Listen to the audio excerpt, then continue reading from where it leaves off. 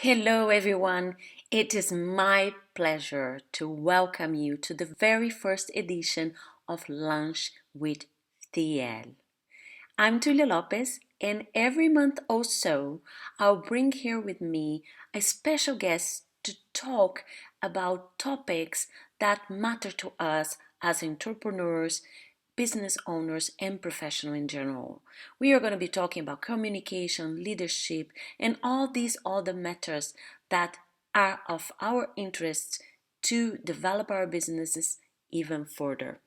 And today I have a very special guest with me who is Tabi Hallen-Jorden. Tabi is the president and CEO of the Paradigm Forum Company. The Paradigm Forum is a global consultancy and think tank operating at the intersection of social justice and workplace innovation. I will say no longer. Let's start this conversation with Tabi and be ready for a very special treat. Tabi, thank you for joining us. Welcome, and let's get started.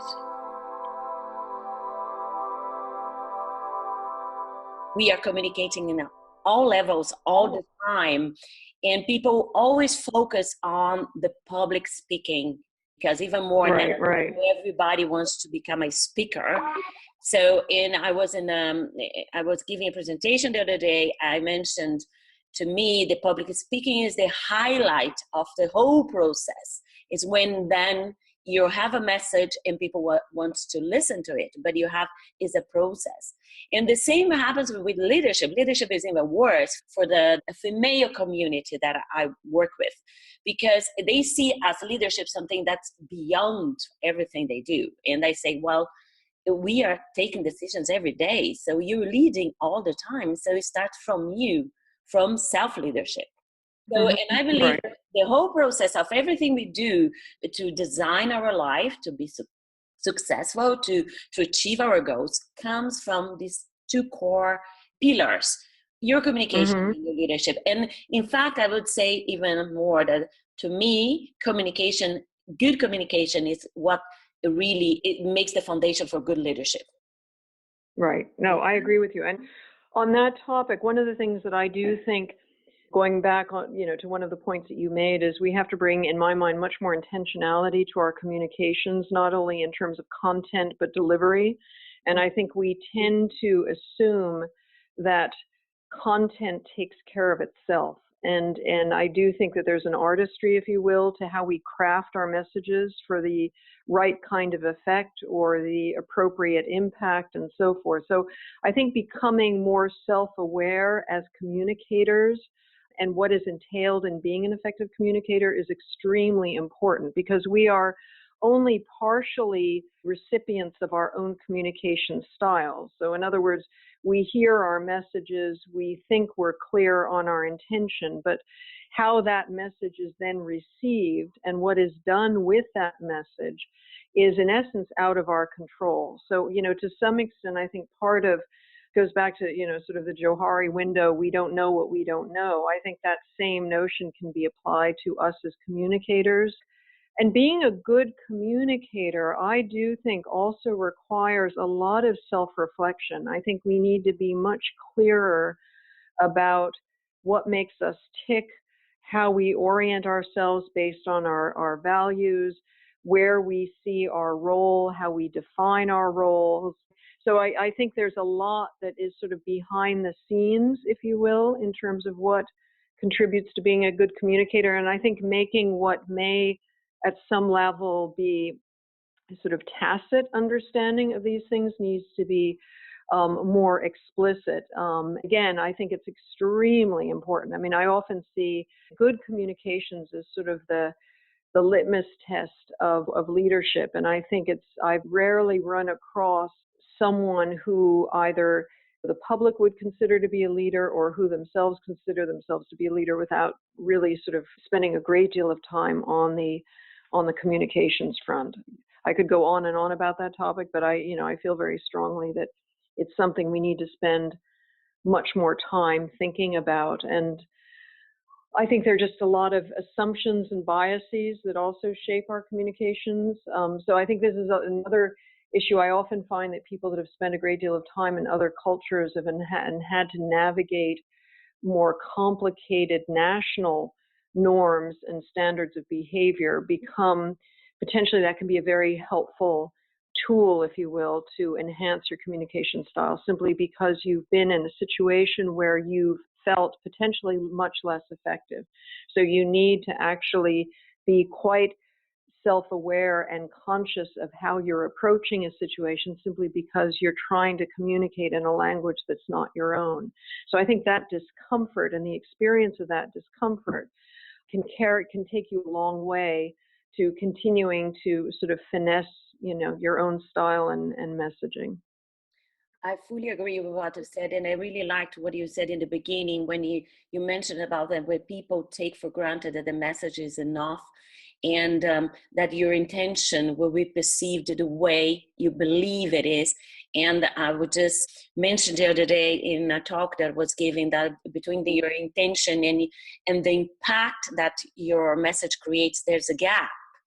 And our Absolutely. job is to really make sure that make this gap smaller until it disappears. So then it's when we will be assured that our intention is aligned with the impact that we created. And I've seen Mm-hmm. more than often exactly what you're saying. People come on stage as everybody wants to communicate their message now. Is a trend to become a speaker. Everybody wants to step in to share their ideas, but they are coming from their own standing point, and they're many times they're not considered the audience, and then the gap is huge between their message and the audience, and everything is lost there. And I Yeah. believe Mm-hmm. when you mention about moving to different experience in different cultures, that helps us in the communication is from the fact that we have to become more an observer before speaking, because we need Yes, to definitely. understand Definitely. what's happening. And unfortunately, as I say, there's a lot of communication course, but there's no listening courses, and that's where we lack. When we really work on our listening skill empathetically is when we start thriving in communication. And for me, this is a topic of my heart because I'm working with small business owners, entrepreneurs, and in their communication leadership, but I still find there's a lot of not an understanding on the importance of that. And I would love you to share, and like you have shared already a very strong point that you have on that, but how it is important for you to shape your career or your business, because it starts from you having clarity. So what are the suggestions you would give for the ones that are in this process, and how they should taking this into their lives and their business and professionally and personally?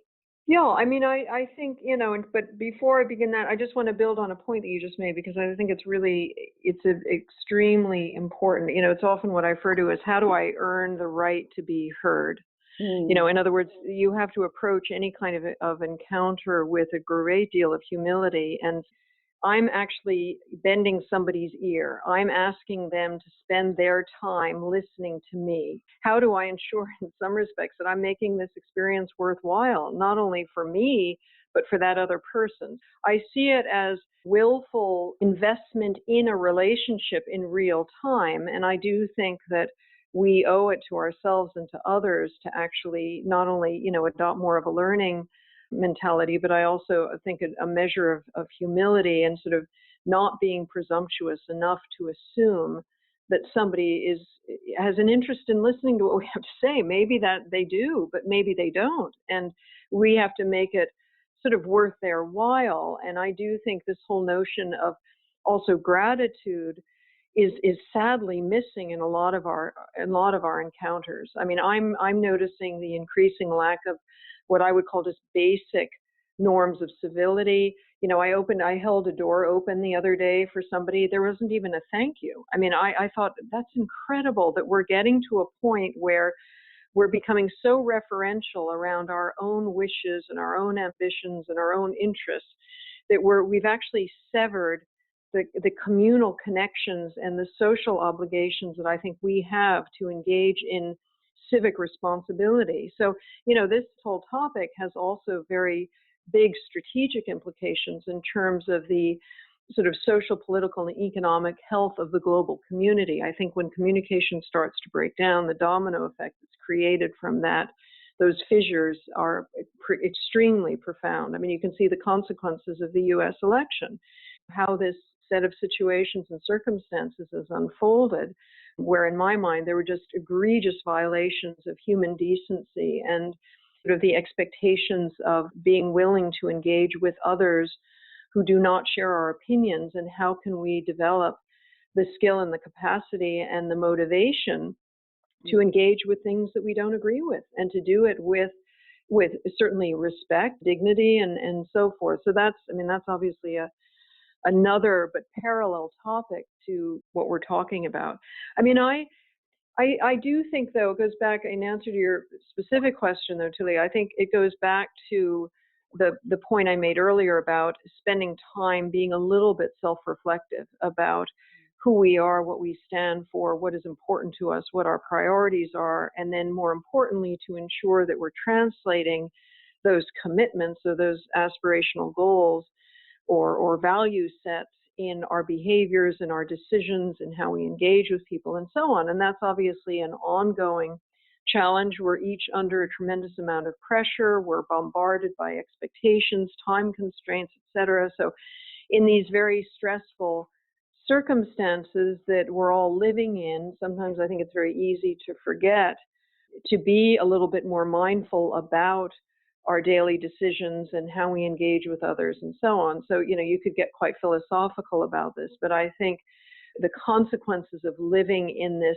24/7 bubble of expectation and time constraints, I think, has come at a cost in terms of how we engage with each other and the sense of gratitude and humility that we bring to every encounter we have with another human being. So in my own case, I think your desire and willingness to be an entrepreneur, by definition almost, suggests to me that you are prepared and willing to do that kind of self-reflection, because I think to make that step where you don't necessarily have a lot of scaffolding and support that has been sort of ready-made for you and presented. I mean, when you apply for a position in an organization, by and large, there is infrastructure, there are job descriptions, there are expectations, there are norms and standards of behavior that have been defined within the corporate setting and so on. But I think when you make the decision to create a company or to become an entrepreneur, by definition, you're going out on a limb. And I think most people are aware of the risks and the opportunities that entails, but they find it. I mean, that's one of the reasons I love hanging out with entrepreneurs. I think there's a different kind of energy. There's a willingness to live on the edge. There's a willingness to take those risks. But with that, I think also comes an appetite for the kind of self-reflection that will ensure that you orient your compass to your own true north, because it has to be defined by you. Nobody else is going to take care of that for you. So I think that to me is sort of a little bit of the secret sauce, if you will, on what it means to be an entrepreneur and to make a decision about this, not only this lifestyle, but this business commitment. Very good the way you express all of this, because I fully follow it and I believe that's the way. And I've been an entrepreneur for almost 20 years. Although I believe everybody can become one, but it's not something that you take for granted, that is just, I want it and it happens. One of the main aspects is exactly for the point that you made, that you really need to get in good terms with yourself.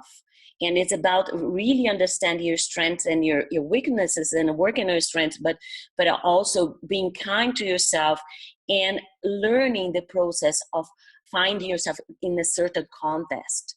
And my working with ladies in entrepreneurs mainly in this topic of communication is to really help them to understand that there's something in their message that's very important, what they are doing, not looking to themselves only. And when I talk about people willing to present their business or their topic, and I really like when you say it, sometimes they forget that they should be honored for having this opportunity to share what they want to share. And I think the big issue there, at the most of us, because of all the situations you explained, we are too much concentrated in our own world, what is going on in our heads. And I was talking to a friend the other day, and I mentioned that, like, sometimes I look at people and I have the impression that their head and their body are walking a different direction. So they are not aligned at all. And I wonder, for me, is my daily call to myself to make sure that I am aligned. But this took me years, and this process of becoming aware of what am I communicating to others, because we don't realize how we can be saying something and our whole body is telling something else. And to become an entrepreneur, this should be our main focus, to be fully aligned all the time. It's difficult. Yeah. It's not like something that we can take it for granted, but it's the whole process. And this is my strong point in how you have to really focus on understanding how you communicate and work on that. Yeah, and I think, to be a little bit of a devil's advocate, I mean, I would suggest that, what you just said would also be true of any sort of thoughtful manager or leader within a corporate environment. I mean, by and large, whenever there are gaps between doing and being, you're going to have stress. The importance of that alignment, I would argue, sort of supersedes whatever context you're talking about. But I do think that because being an entrepreneur, I think by definition, I think what I'm trying to say is it is grounded in much more exposure. Because if you are going to try to create a concept that is attractive and compelling to others, so whether it be a product you want others to buy, or it's a service you wish to render, whatever it is, the buck stops at you. I mean, as you grow your business, yes, you can have employees, you can have strategic partnerships, you can have various types of business alliances, but at the end of the day, you're not that I have any desire to quote George Bush, but you're the big decider. And I do think that, you have to do that very consciously. That one of the things I often advise and caution women who make this step is, I always say, be prepared to be alone at times and to be lonely at times, because you have to survive potentially on the diet of your own commitment. And you may not have other things for a time supporting you. This is why I'm always, I always get nervous when there is a kind of implicit bias, a negative bias around, okay, can women handle it? How do you be more self-confident? Da, da, da, da, da. At the end of the day, I think sometimes there is value in jumping into the deep end of the pool without a lot of that readily defined, previously defined scaffolding. And this is the importance of that self-reflection, because you will have to make decisions in real time. You will have to go out on a limb. You will have to take risks. And if you're not comfortable with that, I do think, again, women have to confront, as do men, very honestly, what are my strengths and my gaps and opportunities, and does this represent a good fit? Why am I doing this? What does it mean to me? What am I prepared to sacrifice on behalf of this objective, whatever that might be? And so, as I said, when you decide to go it alone, even if you have a business partner, you're a lean machine oftentimes in the beginning. So you have to be prepared to withstand the bad weather. You don't have lots of layers of insulation necessarily to protect you, as one often does in a corporate environment where you're you're a member of a bureaucratic structure. So there are lots of layers below you, around you, and above you. So I do find that sometimes our appetite for difficulty needs to be sufficiently strong so we're not going to bend. And I think this is where just that self-awareness gets reflected then in the communications, because I do find I can immediately tell when I meet an entrepreneur, man or woman, when I hear them articulate what their business is about, what they're attempting to accomplish, what their metrics of success are, I can immediately tell whether or not that is based on some very deep and sometimes difficult thinking, or if it's a kind of gratuitous response to a question. And again, I think this goes back to what we're talking about with communications. There's superficial sort of window dressing communications, and there's also communications that comes from a deeper place. And I think part of certainly my learning about being an entrepreneur is to be sufficiently compelling. The source of that communications energy has to come from a much deeper place. And that requires a lot of time, a lot of self-reflection, the support and the input of people that you trust and respect. I have an excellent board with whom I partner all the time in terms of my own thinking and so on. But it's really important to stay hungry, to stay receptive to learning. And so again, I think we have to hold ourselves. We can't be too easy on ourselves. In other words, I think sometimes we don't like uncomfortable situations, so we avoid them.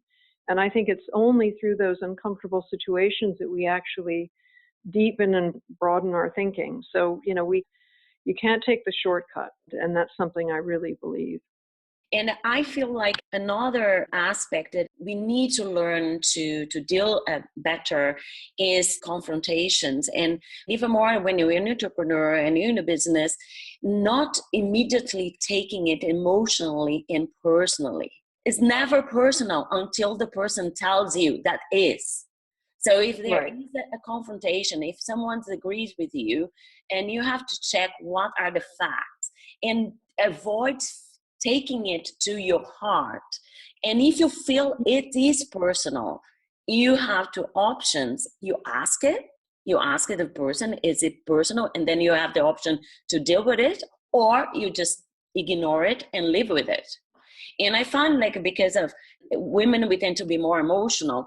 And this is a really difficult thing for them to overcome. And from my experiences and research on the matter, this can be one of the factors that they sometimes don't take the plunge to a higher step in their career, or even to build something by themselves. And again, I am often very careful not to put women into, a single bucket, if you will, simply because, I've seen and interact with a number of women that are frankly, significantly more confident and self-possessed than a number of men that I've worked with. But I also, there's huge diversity among men and among women. I think the other thing is that you can't disconnect a lot of these things from however you feel you've evolved as a human being. I do think that part of the challenge now is that life has turned it into all these different categories. And I think there was a time when our lives, at least I felt my life was a little bit more organic. And now, because of the way society is moving, it's very tempted to suddenly sort of replicate the same sort of box thinking that we apply to things. So this is one of the reasons why, for example, I absolutely don't believe that the notion of work-life balance is not only is that irrelevant, but an effective term. So it's almost as if our language now is behind the realities that we're coping with. I think personally that we need to leave much more room for individuality. One of the fears that I have is that everything from the codes of conduct, how we determine, how we make decisions about our lives, what we think conveys credibility from a standpoint of how we dress. The good news is I think we're moving past that now, and I think there's a realization that, oh my word, I can have all sorts of options open to me now in terms of how I wish to conduct my life. But it reminds me, and I can't remember off the top of my head the name of this researcher, but he basically was looking at the element of decision-making and choice.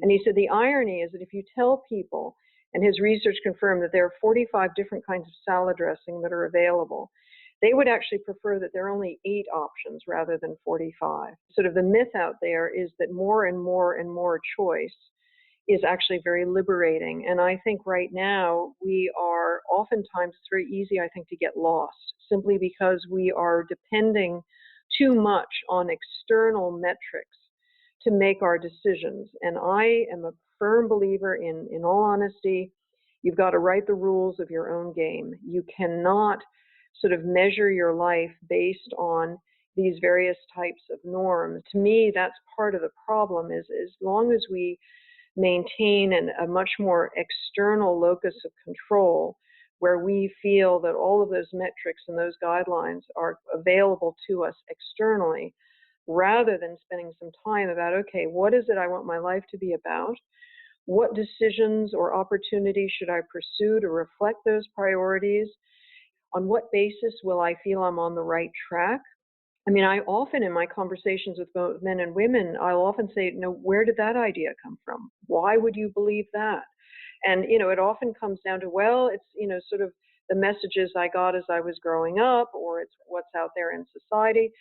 I think we have to actually challenge that. And that, again, can be much scarier because at the end of the day, we want somebody to give us the operating manual. And I think that expectation in and of itself is misplaced. I know I'm a bit of a maverick, but I do believe that we have to clean the slate sometimes and ask ourselves these very specific questions. And then the degree to which we've really thought about them and believe in them and so on will certainly, in my mind, help us withstand any of those social pressures or expectations that we might have. I do think we can come up with these solutions, but we have to realize that going to the supermarket and standing in the aisle and facing 45 varieties of salad dressing may not be what we want to do. We may either want to create our own recipe for salad dressing, or we may want to say, at the end of the day, I'm not sure I even need salad dressing. Maybe there's something else. So, metaphorically speaking, that's sort of what I'm suggesting here. And we very quickly go to a default setting of setting ourselves up for comparisons that I think are just moot and irrelevant. And I remember once telling somebody that I felt I had fabulous work-life balance. And they said, "Oh my God, how do you do that?" And I said, "Because I have my own definition." So it's, if I know how I'm defining and what I think is important in terms of work-life balance, then obviously I can wrap my own knuckles if I'm not doing a good job, but I've got nobody else to blame but myself. But at the end of the day, I've given a lot of thought to what is important and how I reflect that in how I use my time. I am not beholden to somebody else. And if I feel beholden, then I let them know how I'm structuring my time and will that work in alignment with their expectations for how I structure my time. And then it's a question of negotiating. But I don't necessarily always hear that appetite to actually make those decisions and those definitions quite explicit. And I do think that's where we can help each other, encourage at least each other to come up with those definitions. I fully agree with you because that's the point that comes in conversations with my community. It's about the topic for leadership where you see everywhere, oh, there are many positions for women. We need women in leadership right now. Women are achieving better grades in university. Where are they? The places are there for them. And I think the question is exactly based on what you said. We are the ones to define what type of environment we want to be in. And I'm saying women here, but I believe it's for everybody because there's a lot of insatisfaction out there in the working place. And because people don't take the time to really think and what are their definition of happiness, of life balance, and what they want for themselves. For some people, this might even sound a little bit utopic, but I do believe that is through these conversations and taking action one step after the other that we can really improve the quality of living in all levels. I mean, I do, again, I think if you query people, it also goes back to what is their appetite for risk. Mm-hmm. So, I think that's the other issue is that if people ever feel that they're not in a position to make those decisions, and I think it's very important to say, well, why not? And it may be for very reasonable justification. I can't afford, I am under the impression, or I've made an assumption, and frankly, I think sometimes it's an assumption because so many, specifically men and women that I've coached in terms of how you negotiate flexible work arrangements who ended up succeeding said, oh my word, why did I assume that the company wouldn't be amenable? And, there is a way of approaching companies, and when you're making a proposition about a different way of working, and you can be very clever, and there are different ways of framing it so that people see it as a win-win rather than, oh my word, this person is going to inconvenience me because they're not available 10 hours or 12 hours a day. I do think that I suggest that we all ask ourselves, when I say no, that can't be done, make sure that we haven't erred on the side of a set of assumptions that just bring us to a familiar place. And it can be worthwhile to say, well, what if, hypothetically speaking, what if somebody was amenable? So what if I were to assume that this person that I've been dealing with was actually interested in hearing a proposition that I might make in terms of how my schedule could be structured or worked out? And I do think we often go into these conversations that are unfamiliar to us with too much deficit thinking. We put everything immediately from the get-go into a zero-sum kind of framework, and then we assume, oh, this won't work, I can't do this, et cetera, et cetera. Now, fair enough, if you've made an attempt, but then occasionally when somebody says, oh, but Tabi, they turned me down, I ask them to replay the conversation, and inevitably I will hear something and say, that's why they turned it down. That comment right there, oh, I didn't think about it that way.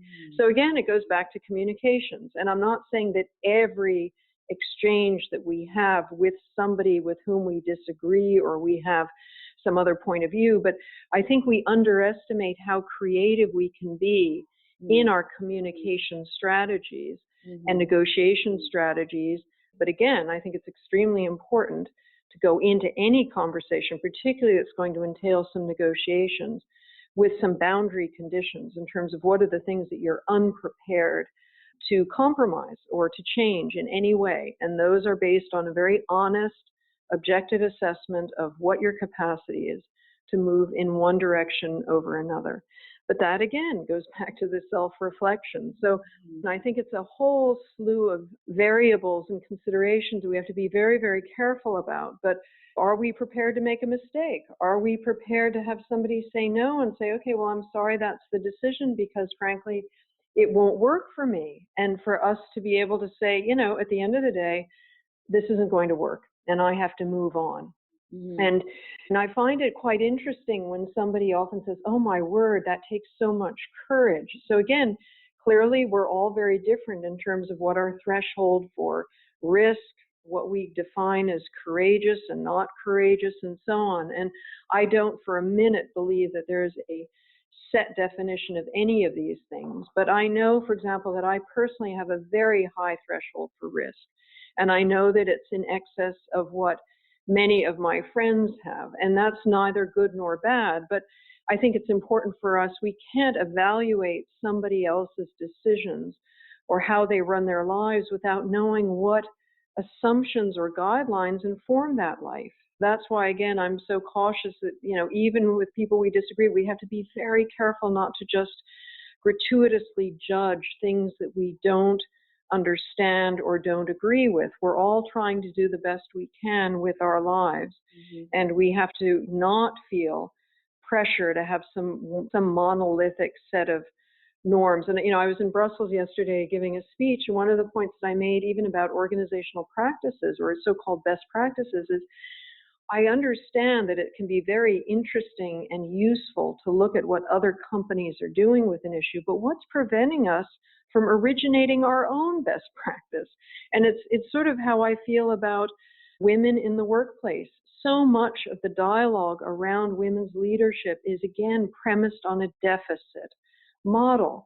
Women lack this, they don't understand this, they're not willing to do that, et cetera, et cetera. I think what we need to do is reframe the conversation to say, what are the choices and how do we frame what it is that we want our lives to be about without constantly referencing sort of generic social norms or societal norms and saying, oh, but I can't do that. I remember experiencing this personally when I had a male nanny for my sons, and I had so much pushback from women that I would consider extremely enlightened, very feminist in their perspective on women's rights and choices, saying, oh my word, are you comfortable with having a male nanny? And I had no idea where their concern was coming from. And then they said, I have two boys, and they said, but won't your husband be jealous? And I thought, this is incredible. I mean, so again, where does that stuff come from? Where do those judgments and assumptions come from? Yeah. And, I know that it can be very challenging because it's always very tempting to actually say, oh, well, this is not what one does. There are reasons for the rules and the guidelines of life. We don't run red lights every day. There's certain things that sort of hold the society together.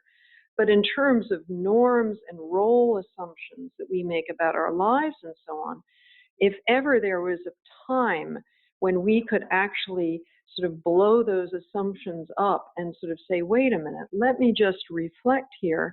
What do I want my life to be about? And I think we just gravitate to very kind of dumbed down assumptions or certainly a lot of reductionist thinking about what we think our choices really are. Yeah, this is a very important aspect is when you notice, when you see yourself in situations like when you question something like as you just explained, you haven't had a male nanny and then someone questions that for both sides. I think this is a great moment of learning because it's when you have the opportunity to analyze if your feelings for that situations is fear, what exactly is and why not. No, because remember my talk and awesome that was the question of my whole life, why not? And I had the opportunity to move away from my own culture in an early age or in the 20s. And for me, that was liberating because I had to reevaluate many things. Many things that I was educated to believe that they were norms. And then all of a sudden, you come to a different country and certain things that are basic things from your life that you think that is the same for everybody. Some people don't even have a knowledge. This is not even part of their lives. So then we can be living our whole life, believing in things that they don't even exist in other environments. Exactly. Go on. Sorry, We Julia. allow ourselves to be creative, but I understand this is very difficult when you are always in the same environment to see something different because you don't have the opportunities. Only when you go outside of your environment and that you're able to be confronted with different situations, and that is an opportunity. Exactly. And that's where the value of diverse mentors and sponsors come in. I mean, I sometimes take an inventory, just very casually reflect on the people that are within my inner circle. How many of them lead very different lives from mine? How many of them have had very different experiences, very different frames of reference at so many levels? And I do think it's extremely important because there's been I've been reading a lot of the pushback on Facebook, after the election in the US in terms of the fake news and how they believe that, first of all, there's such a high, people are so gullible now that things that we might think were outrageous assumptions or commentary end up actually being true, not true, excuse me.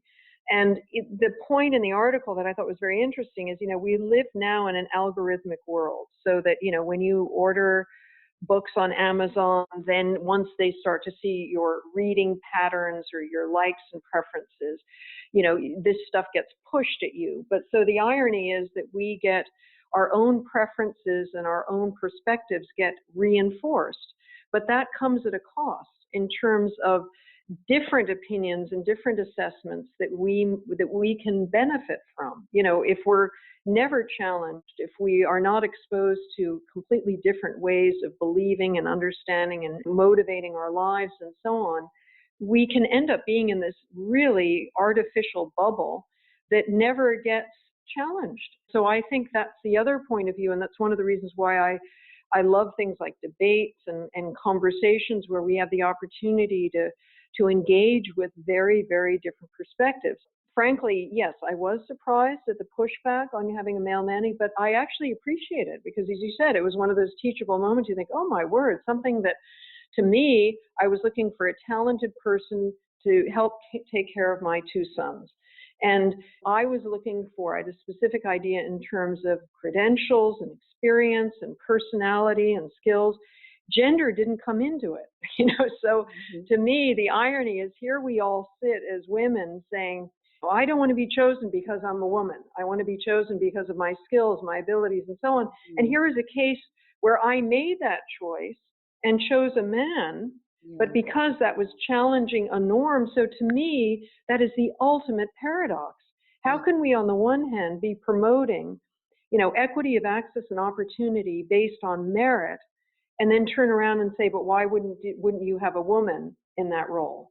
So that, I think, is we have to also be really careful, because I think, again, we're sort of swimming in this sea of a lot of assumptions and biases and preferences and prejudices and all sorts of stuff. So it's very, I think, important for us to be challenged on that front, either explicitly or implicitly. So, I think that's the other issue. My bottom line with some of this, Tulia, is don't look to other people to validate your preferences and your opinions. It's obviously nice, this is one of the reasons why I find it ironic when you look at actually the bias research, that people would rather be wrong than be alone. And as long as that tendency is there, we're going to be in trouble, because we have to have the strength of our convictions, and there will be consequences that will be uncomfortable, painful, difficult, etc. But it's up to us then to decide what are those boundary conditions that we're willing to live with. I feel very, very strongly that women and men can have the lives that they deserve and they want, but it takes some effort. It takes some a willingness to humble ourselves to the challenges and the opportunities that those choices bring with them, but to stay the course. And you can't ask somebody else to do your homework for you, and you can ask somebody else. You can obviously be inspired by other people's lives and their choices, but at the end of the day, all those lives and all those choices came with trade-offs. They came with choices. There's no generic set, and that's why, again, I get very concerned when I read some of these women's magazines, because it sounds like everyone is so hungry for the menu. What are the 10 things I need to do to have a satisfying relationship, or the 10 things I need to do to have a wonderful job? That is absolutely bunk. There are lots of different ways to have healthy, interesting relationships and work experience, but there is no formula out there. And my life is not by any means anything that somebody else necessarily would want to follow, but it's certainly the choices that I've made have worked for me, and I continue to be on a journey that I'm very excited about, and continue to hold myself up to what I hope is a very high standard in terms of my values and my commitments and my obligations to others, not just to myself. Mm-hmm. And I believe, back to what you said, everything comes from this alignment of being aligned on what your core is and what you desire outside. And when you mentioned like about women saying that they want to be seen and be valued as a professional, not woman, and when you make the decision of having a male nanny, this is an issue, there is where I see the misalignment, because what you want, what you're saying that you want, not really aligned with your core, because inside of you there is still that place that says that the right thing is XYZ. So this is when like this comes out, you instinctively, like, comes from your core, what exactly is with your standing point. And this standing point to be out, to be really willing to be seen as a professional is a process that you have to work from your core. Again, I know, I mean, I'm comfortable. It was certainly, I was surprised at people's reaction, but I didn't change my mind. Do you see what I'm saying? I mean, Yes, yes. so we also have to be prepared to know that some of the decisions that we will make and for our lives may be very unusual, very different. We may not know of anybody else that's made those same decisions. I often, when I think about the path my life has taken and the decisions that I've made, I actually do struggle to think of anybody that I know that's made similar choices. And that's neither good nor bad, but it is to some extent. I received, I mean, through my mother, who is really a role model for me, who actually was not basing her life on any external norms. That just was not an assumption or an expectation I had. And I think we need to catch ourselves when we make those assumptions. And I hope this is helpful, Tulia, just in terms of some of the, I mean, the topics that you had wanted to cover. Very, very helpful. Thank you so much. Because even for me, listening here to you, my mind is like is flowing here with the information, and it really like it reinforces what I believe, and which is for me is very important, and it gives me the motivation, the extra motivation to keep doing what I'm doing. Yes, yes, and I think that's important. You know, who wants to be completely socially isolated and as we live our lives? But, you know, and I don't want to in any way imply that, you know, the boldest decisions always leave us very socially isolated. But all I'm saying is that we have to be prepared for a little of that. I mean, I think that's a realistic assessment because sometimes, particularly if sort of we're ahead of some of the social curves, you will, when you think about, you know, it was interesting. I was chatting with somebody yesterday, and she said, you know, I sometimes am so humbled when I consider what the suffragettes did in the U.S., you know, where they were willing to a hunger strike for, you know, 2 months. They put their lives on the line for what they believed in. And that is extremely humbling. And not all of us are prepared to sacrifice our lives for that purpose or for the various things, but we do at least have to decide where we sit on that spectrum, right? And I do think that's very, very important. And I don't think we can wait for other people to define what those metrics are. And that's why I do get sometimes concerned with a lot of the women's leadership conferences that I attend, where the implicit message is, you can do it. You have to be willing to do it. The question, the bigger issue is not about do you have a strategy, it's are you prepared to execute that strategy? And I often feel for whatever reason, if we're hesitating and we really do believe we know what we want to do and we want to take that next step, if there's something getting in the way, we have to confront that at a very deep and personal level because nobody else is going to answer that question for us. Nobody else is going to say, oh, here's what you need to do with your life. Because if anything becomes to us externally, it's never, in my mind, going to be as deeply sustaining as it would be if we originated that commitment ourselves. And it came from a place that's much more reflective of who we are as opposed to who we think we're supposed to be based on other social models or other individuals and so on. I think role models and leaders can be wonderful energizers, but nobody else should be taking responsibility for our lives and our decisions. I really do believe strongly in that. Thank you very much, Tabi. It's an enlightenment for my day, and I'm sure it's going to be for all the listeners.